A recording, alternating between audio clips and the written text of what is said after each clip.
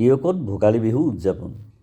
গোৱালগাঁৱৰ সন্মিলিত যুৱ সমাজৰ উদ্যোগত তথা গাঁওবাসীৰ সহযোগিতাত বৃহস্পতিবাৰে আয়োজন কৰা হয় ভোগালী উৎসৱ। প্ৰতি বছৰে মাঘৰ পহিলা দিনটোত গাঁওখনৰ যুৱক যুৱতীসকলৰ দ্বাৰা সংগঠিত সন্মিলিত যুৱ সমাজে অতি উলহ মালহেৰে অনুষ্ঠিত কৰি আহিছে ভোগালী উৎসৱ। দিনজোৰা কাৰ্যসূচীৰে অনুষ্ঠিত এই ভোগালী বিহুৰ উৎসৱভাগিত দিনৰ ভাগত পৰম্পৰাগত খেল ধেমালি অনুষ্ঠিত কৰাৰ উপৰি সন্ধিয়া সাংস্কৃতিক অনুষ্ঠান অনুষ্ঠিত কৰা হয়।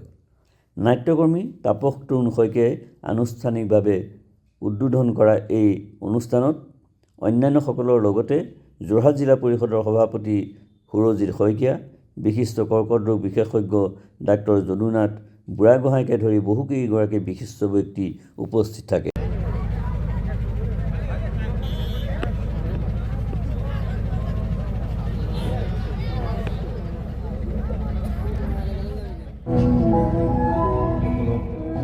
আহ্লাদিত কৰিছে আৰু অনাগত দিনত এই যাত্ৰা অব্যাহত ৰখাত সহায়ক জ্ঞাপন কৰিছোঁ।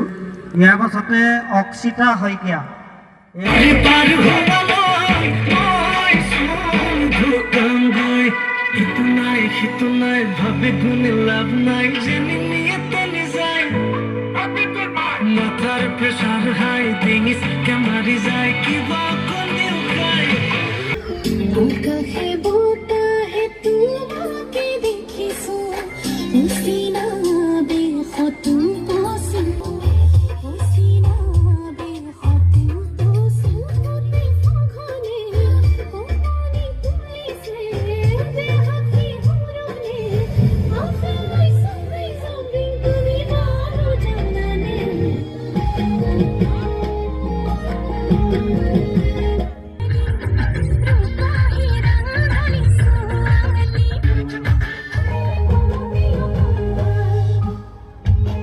হিচাপে পৰিচিত।